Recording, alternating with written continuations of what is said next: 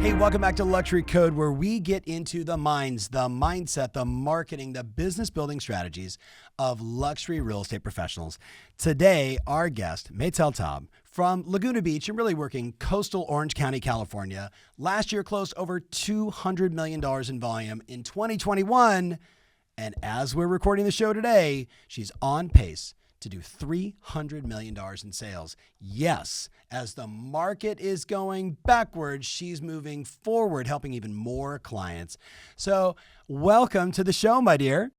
Thank you for having me. Of course, of course. So, we just shared the stage together at the summit. So if you were at the summit, whether you're listening or watching right now, I was just complimenting how great her energy was and the insights. So we wanted to do this show to sort of further some of those conversations. It goes without saying, as you're listening to this right now, inflation, the economy, the stock market certainly impacting some luxury buyers, a war in Ukraine and Russia. There's just a lot of uncertainty in the marketplace. And yet, I tell you, you're on pace to do $100 million more than you did last year. Why are you winning? Help us understand that. I think in this market and every change, it's just really about doubling down. That's exactly what we did during the pandemic. Yeah. I really feel that right now it's almost like a pandemic for the economy, right? And it's just about looking at the big picture, just looking up and it's always about the big picture. It's really easy to get sucked into the negativity that everyone hears, things coming at you from different directions from the news. And at the end of the day, it's just about sticking to what you really know best and really going down to your why you do what you do. And we're really here to serve people and doubling down on that. We have extreme responsibility right now to serve our clients more than any time, really just exactly like it was during the pandemic. It's just, we go through life, we go through the rhythm, and everything just happens because we create, hopefully everyone creates their habits, right, of morning routines, and everything just kind of gets sucked into the norm. And when a change like that is so dramatic happens, obviously it creates the fear. And being the agents with the boots on the ground, we know, we have the conversations with those clients, we have the responsibility to deliver the true information of what's going on, what are the opportunities, where is it going, even if not necessarily you'll buy right this second, or Yes. sell your home right now. We're here for the long term, right? So I always laugh, Spider-Man said, so he said it best, right? With great power comes great responsibilities. And that's how I feel it is. We have great knowledge, and we feel, and we have the conversations with boots on the ground every day. We have to transfer that to our clients. It Yes. just feels like a real duty. So to answer your question, it's really about doubling down on your work ethic and doubling down on your mindset. I love it. And, we talked so much about the summit, the sort of, how can you double your business? You could double your leads, you could double your conversion. And the last one was like double on your execution, double on the plays that are working. So I actually wrote down, as I always take more notes probably than the average podcast interviewer. You're doubling down on your routines. You're doubling down on what works. It's more honest conversations. It's always coming from a place of service, whether they buy now or they don't. You're here to just inform people about what their options are. For people, just so they have context, if they've never met you before, give them a little insight on your background, because you're a little more disciplined than the average person. Well, yes, I served in the Israeli Air Force. I was a captain for 4.5 years. And yeah, I do. I went to law school and business school after that. And I do believe that it allows you to develop habits that are just not anything that I would give up. I mean, I wake up every morning. I do my morning routine in terms of my meditation, my workout. Now it's just about doing it double the time and just really being able to be out there and serve people in the really highest level possible. So, and that's really something that I embed and have a lot of conversations with my team. It's just really about sticking to your routine, and even exceeding that, meaning raising your standards now than any time and not giving up. And that is just really the most crucial thing you can do in terms of, like you're saying, doubling on your phone calls, doubling on everything else. But it's just, we're all people, right? We go through Yes. life and we just kind of, it's easy to get sucked into the negativity. So get away from that. The negativity is contagious. Just focus on what you know best and don't ever, ever give up. I can. I think for the person listening right now, they're like, "Wait a minute. Okay, she was a captain in the Israeli military air force, and then got a law and a business degree. Why did you go into real estate?" So, I really never knew that that was my calling, but I truly, with all my heart, believe I was always an entrepreneur, always had the ability to find what's the new thing. How can I solve problems? How can I help people? It's all about to leave a mark in this world, and that's really what it's all about. And I truly believe in that. I actually had to experience that concept that we live once, truly on a personal level, when I lost my dad in a really tragic accident when he was 61. So you go through life and you think that you're excelling and you're really performing at the highest level possible, and then something happens that really reminds you in the strongest way possible that you really live once. You really do. Yes. So if you're not going to leave a mark, it's just what did we do here, right? So my goal was always to leave a mark in this world. And I really find my calling in a way doing it through real estate, because I truly believe with all my heart that I'm here to help people to move to their next stage in life. The way that we help people and have our clients being all past clients and referrals, it's just feels so impactful that we really do it one transaction at a time. That's why I really believe that our responsibility now more than ever is really to be there for our clients. They need us now more than ever to create the right strategy. Even if this strategy is not buying tomorrow or selling tomorrow, we're here Yes. for the long haul, but just helping them getting out of the mud of the negativity. You live once. What's your goals? You're really not buying or selling because of interest rates or whatever the world is doing. The world Hmm. will do whatever the world is doing, right? But you Yes. have a bigger goals. It's about the bigger picture. What's the lifestyle that you want to allow yourself? And let me help you remind you of your own goals and your own whys in a way. Yes.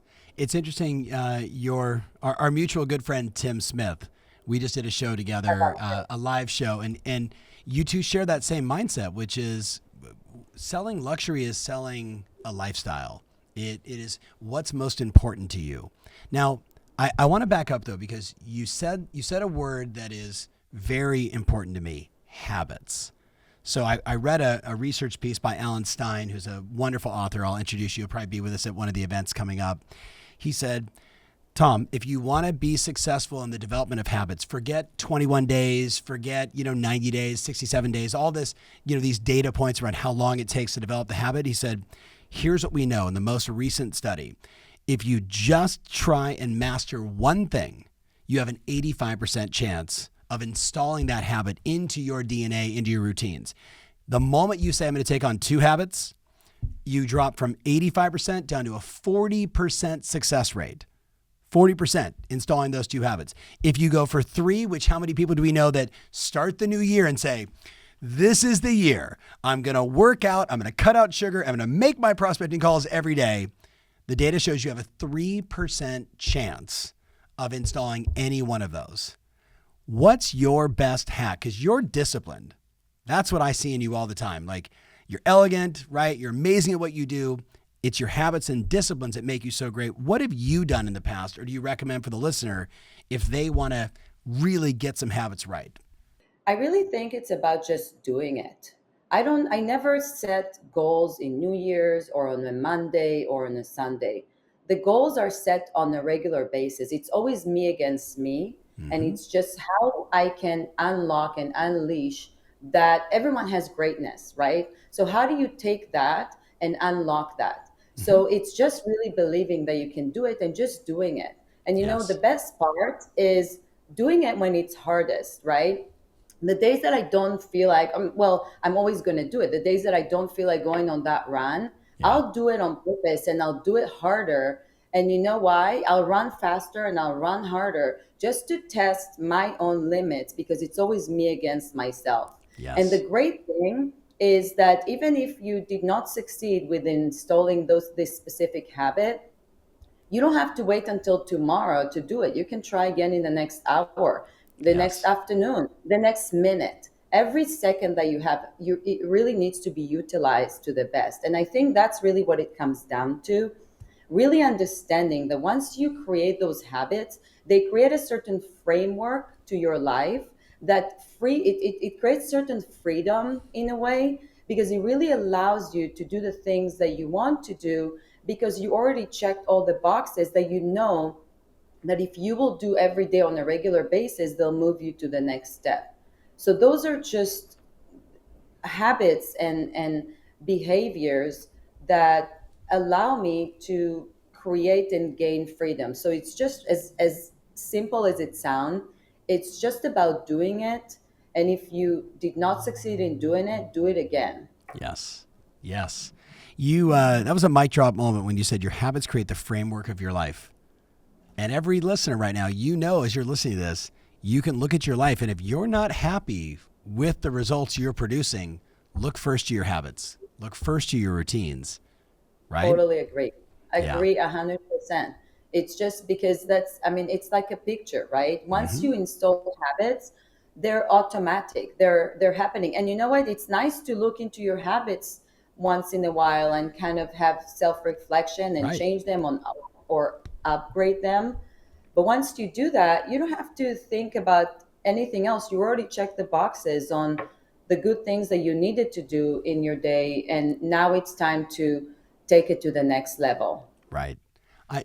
It's so interesting you say that. I was chatting with my wife this morning, who said to say hello, and we were talking about habits in the early stages of our career, habits when we had young children, versus habits when our kids were older, and at later stages of our career. And now, as empty nesters, you could even take the pandemic, the non-pandemic, right? It's like I think you constantly have to reevaluate.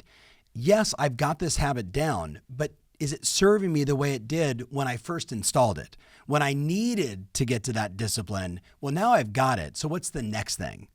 Do you do some of that sort of introspective work as well? So true. I really truly believe in that. I mean, life it it's dynamic, right? I mean, Yes. our kids, I just put my oldest in college and I have two more, and every day it's a new challenge, a new surprise, right? Right. But yes, looking into your habits and modifying them, and just again, I really believe that it's every day it's you against you. It's me against me, Yeah. right? How do I get the better out of me? And you always say that, and I always laugh, but really not. But it's so true. My biggest motivation is that we're all gonna die, and Right. you don't know when you're gonna die. Right. That's my biggest motivation, and I truly experienced it on such a personal level, that it's installed in me in a way that I really want to take advantage of every moment and do the right thing, leave the impact. And those habits are my fast path to get there. Yes. For my friend listening, I would encourage you to go to Google and type in the search bar death clock and then answer the 4 or 5 questions. And what I did, you've seen me do this before, where I actually will write the date that based upon, my health, my habits, my longevity, whatever, male, female, what year I was born, all these questions that they give you, this algorithm essentially spits out this arbitrary date. But when I look at it, I realize this death clock says I only have 35 years left. It forces me to say, life is short. What am I going to do? For some people, you'll think that's strange, but I would argue it's exactly why you need to do it, because you probably need a little shock to your system, especially if you're Yeah. allowing the economy and all these things to impact you in a way. It's why they're listening to this show. But Meital, so I want to ask you rapid fire questions. You ready? Yes. Okay. What marketing is working for you right now?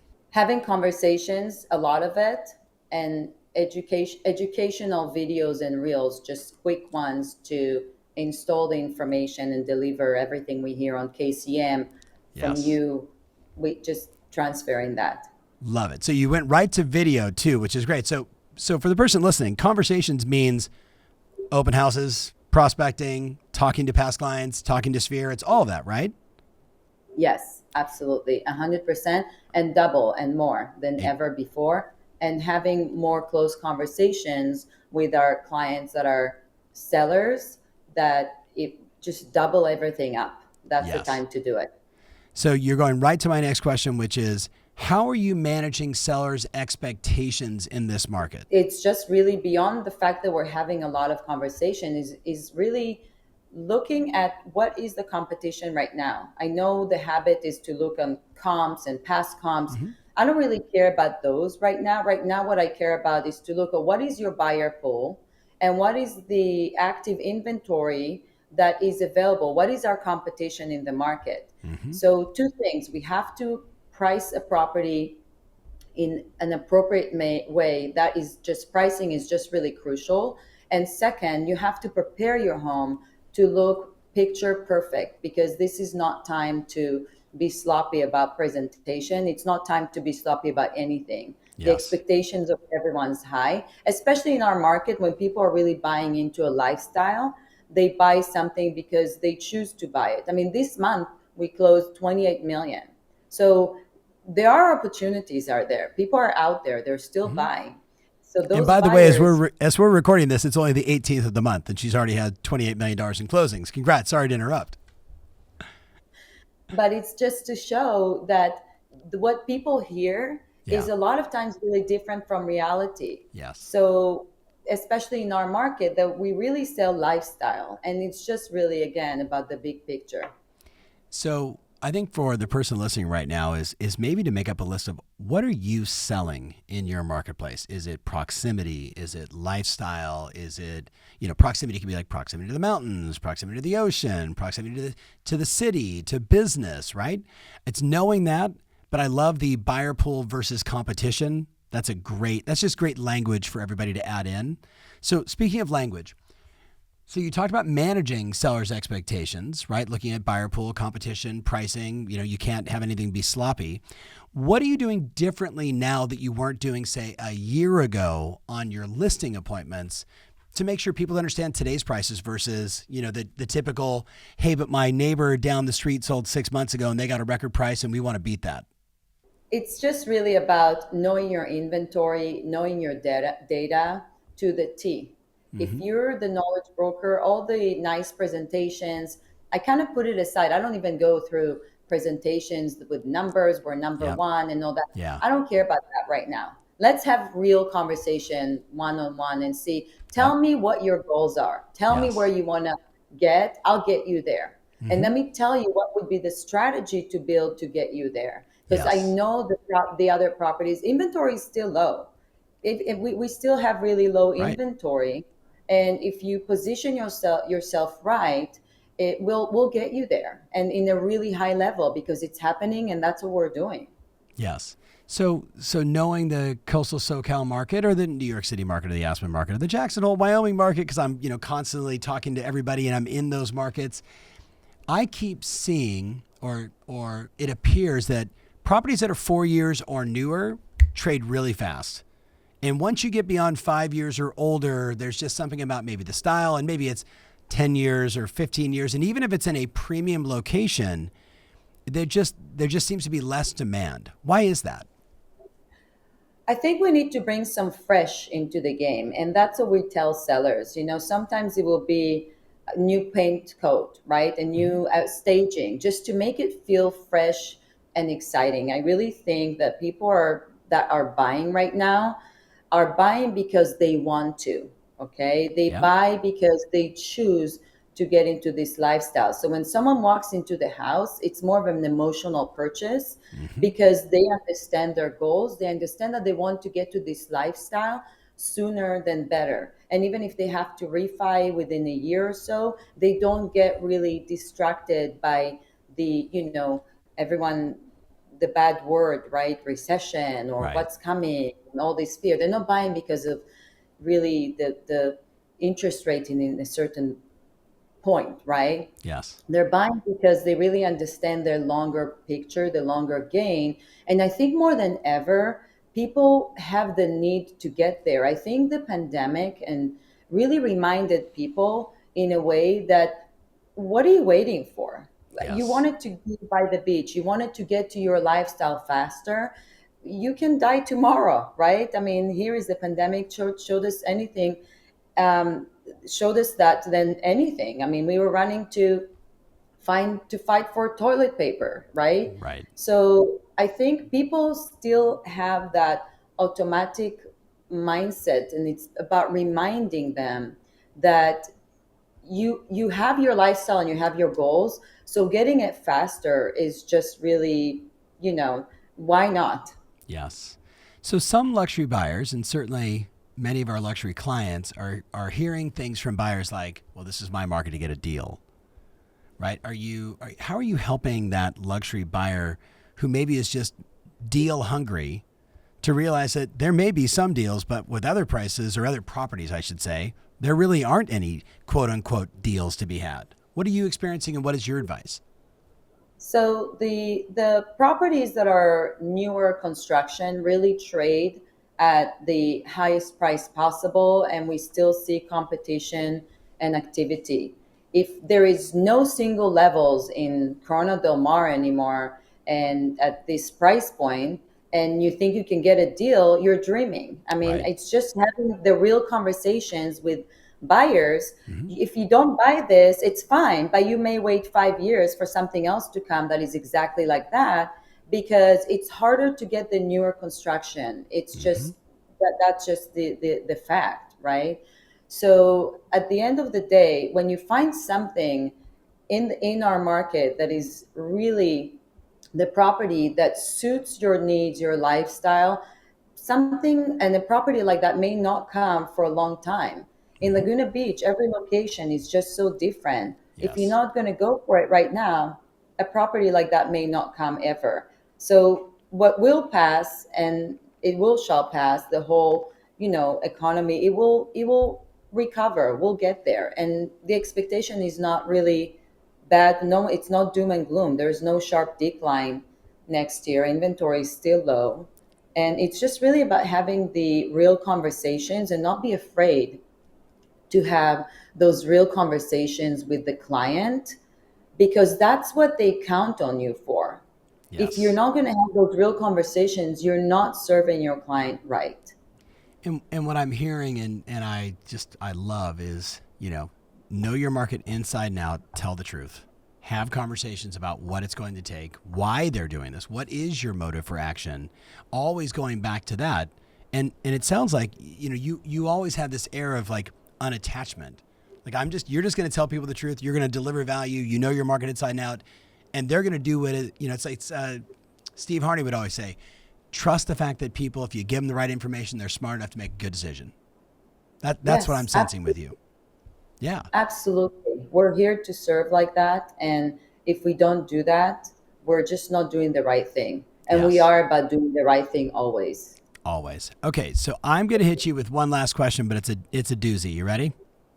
Yes. Doozy. Did I just say doozy on my own pie? Hi, I'm 107. It's a doozy. All right. So you ready? Here's the question. Someone listening right now is trying to break into luxury. Someone listening right now is in the luxury marketplace, but maybe Meital, they've just lost a little their mojo. So my question was, if you were starting over or restarting your career because you kind of lost your mojo a bit, what would your first 5 moves be? I would definitely join a team that shares similar core values as you in terms of mindset and work ethic. Being in an environment and surrounding yourself with an environment and people that inspire you every day. And that's really what my team does for me as well. We Mm-hmm. are all about just doing the right thing, serving our clients, and sharing similar core values. So we elevate and lift each other every day to make it happen. So surrounding yourself with environment that you want to be, that you aspire to be, Yes. it's a no-brainer. That's really what it is.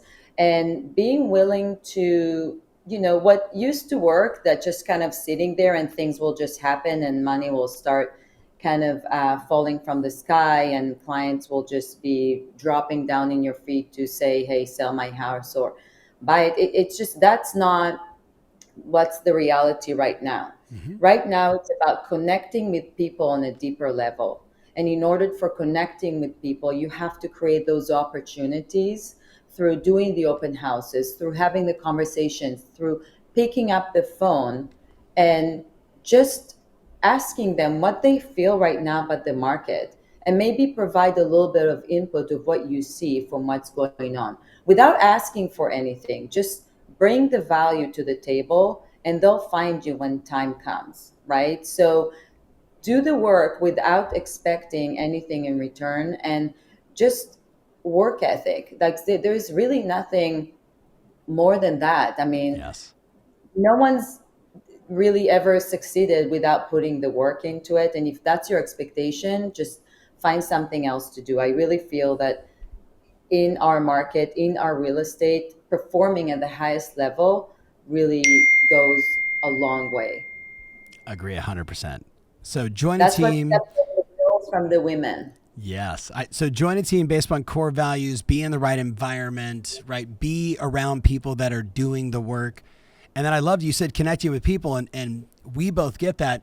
Thank you for then saying at open houses, making your phone calls, right? You're Tim Smith, Andy C., some of these legendary, Stephanie Younger, who we did a case study on. 400 open houses last year in her market. Andy is so competitive. He's like, I think we did 450 open houses. These are men and women that work super luxury markets, right? $3 million average sales prices, and they're doing open houses at scale. Do you recommend that for someone starting over? 100%. 100%. Open houses are an incredible opportunity to have people step into your office. In a Yes. way, instead of chasing people, open house is just, let's have it's appointments that are happening with people that are coming with the intention to talk about real estate. Not necessarily have to be about this specific home, but just about hearing what you have to say. So you've been so generous with your time. You've delivered a lot of value. I have like 3 pages of notes in front of me. If somebody wants to reach out, go deeper with you, ask a few more questions, what's the best way for them to connect with you? DM me at Meital Taub, or text, call. Anyway, just call. I'll be there. Cool. So, and it's MEITALTAUB on Instagram. Yes. Yes. And I Yes. love that you're like, you could just DM me. Slide into my DMs and ask me a question about my luxury real estate business. I love it. Yes. All right, my dear. Yes. Well, I'll look forward to seeing you soon. Thank you so much for contributing on today's show. I hope you, as the listener or watching this, took some notes as I did. There was a lot of great insights around habit and routines. Yes. No, one more thing I wanted to add. Don't be afraid to double up on investments as well. Tom, I don't know if you know, but we opened an office, a real estate office boutique here in Laguna Beach, in the heart of the village. Yeah. Invested a lot of money to create that environment, that open space for people to come in and talk to us about real estate. And just don't be afraid doing that. It will come out and double in return. Yes. And there's no doubt there's lots of ways you can make investments in your business. That, making phone calls, doing open houses, getting your space right, all of that works. So thank you again, my dear. Thank you so much for Thank watching you. this show. Make sure you share it with a friend or two, and we'll see you guys on the next podcast. Thanks so much. Take care.